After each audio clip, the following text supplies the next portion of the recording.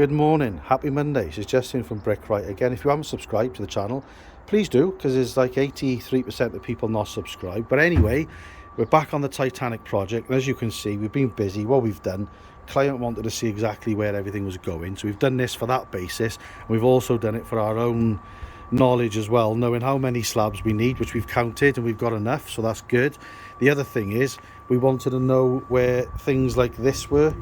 So in here, we know we got a 405mm cut between there and the wall that way. When we come down to here, we know that this full slab here will come, and it'll be a 10mm joint up against the walls. We've worked it out for that. And then when you come down to the front, we know, I can't remember the exact measurements, I'm sure it was 440mm between, I've written it all down on there. Here we've got, he wanted 150mm border cut in the same slabs in here. So what we've done, we've had to reduce this slab, the first one here, down to like a 400, no, it's not 470, 770. That's a 770, the slab's at 840. So we've taken a little bit off that to get it to work what we wanted to get it to work around the sides, around here. So it's not just trying to get it to look right at the front, it's trying to get it to look right around the side as well. So we moved it over, we've messed about with it, we've had it moved left, right, up, down, and all the rest of it. And this is the best way I think it looks.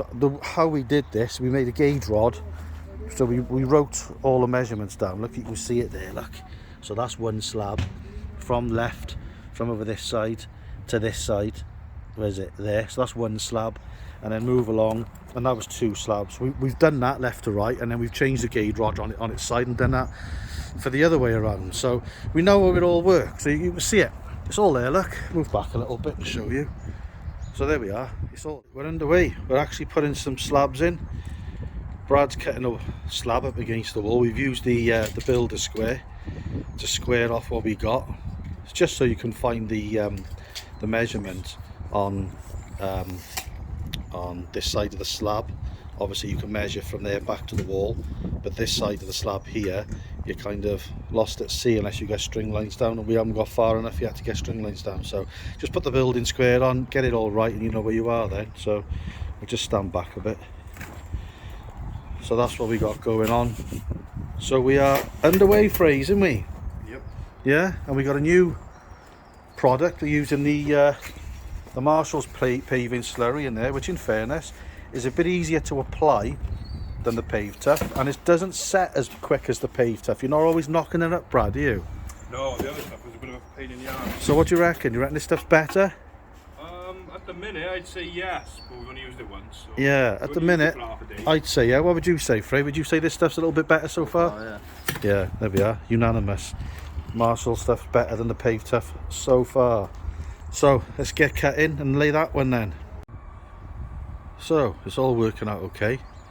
Coming down through, bond's working out fine, levels are working out fine. We'll have a little twist in it now, because from this blue line you can see here, that's the blue line there underneath the level we're working to. From this point here over to the brickwork here, that brickwork on the floor there, is a 50mm drop. So we got to try and disguise that. There's nothing we can do about it. We just got to try and disguise it. That's it. So what we've done now, look, we've got these two tarmac spikes in, and there's a line on that side and a line this side, and that transfers down to here. So the finish, what we want is the top of our slab to lay level to the top of that brickwork there, right? So we put two lines, one either side, so we're just laying one side of the slab level to the line, this side there, and that side there level to the line. And obviously this in here, that's the flower bed. So you've got a nice depth of flower bed with a soakaway underneath it, so that all ticks all the boxes. So we're just coming through now onto here, so it's all working out. You can see our blue lines are still there, look, and we're working out perfectly. So we set it all out perfectly to where the blue lines were, and then we just laid on top of it all. So it really did work a treat for us. So we're motoring along, we're doing well between me, Brad and Fraser. Right, we can't set you up on a time lapse. We had yesterday off because it absolutely tipped down with rain. So we're back in. What day is it? Thursday today. So it's Thursday, so we're going to give Brad a little go today. We can't put a time lapse up for you because it's too windy, it'll blow the tripod over. So we're going to try and get as much footage as we can. You happy, Brad? Always happy. Excited? Always excited. Excited, mate. Yes, because you see me this morning, innit? Yeah. You excited, Frey? No. Fraser's not excited. We'll have to make him excited, Brad, won't we? Do you want to do a forward roll competition in all our mud down there? Will that get you excited? No? Press up competition in the mud down there. Anything else? Arm wrestle? Eat off with him there? Anything you want to do to cheer you up? Well, you're smiling, so there we are. We have cheered you up, we're smiling. Right, come on in, Brad. Let's get the first slab down. Let's crack on, is it?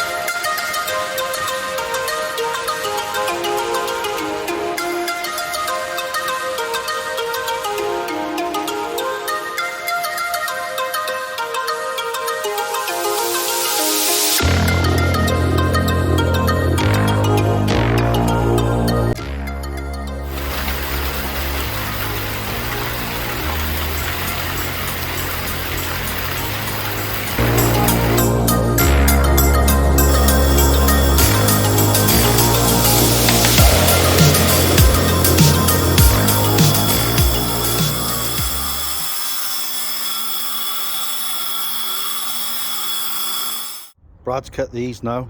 That rain's gone. That was Friday. Today's Monday, so thank God. That was awful. Anyway, Brad's cut these now on the old Ruby. Cut them nice and straight.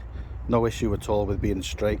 They're in. So what we've done now, look, to create the flower bed. Customer doesn't want to see any of these curb edgings or pin curbs. So what we've had to do, this is what this was for. We've had to lay the pin curbs, what's that, 25-30 mil. So we've had to lay it 25-30 mil lower than the finished height, so we can put topsoil, or over the other side he can put his gravel from his drive on top of it. So real pain in the arse in terms of setting it out, because we would have liked to just lay to the line. So you've got to get your levels and then reduce it by 30 mil, but it's what he wanted. It was fine, so we were happy to accommodate, but it was a bit of a nightmare to get it done and get it in your head. So what we've done now, look, is we've put this concrete in. Now what this is going to be, so those cuts I just showed you, they're going to be going all the way along here, and then I'm going to put a mitre on the corner there, and then they're going to be going, Brad's cut that this morning with the disc cutter, as you've seen, and they're going all the way up there, and they're going to be joining that pillar up there. So we're going to put sand and cement on top, we're going to slurry it, and it's all going to come through, and that will eventually create the flower bed.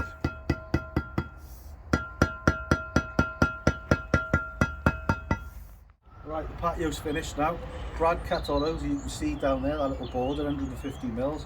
The grouting, so what we're going to do, we're going to show you exactly what you need to grout. Right, if you've seen our previous videos, you know we use flow point. This time we're going to use the Medge, which is Marshall's exterior jointing grout, and it's in the grey. Tools as flow point. We've got a mixing paddle, we've got a measuring jug in there, we've got a gorilla tub with the right water.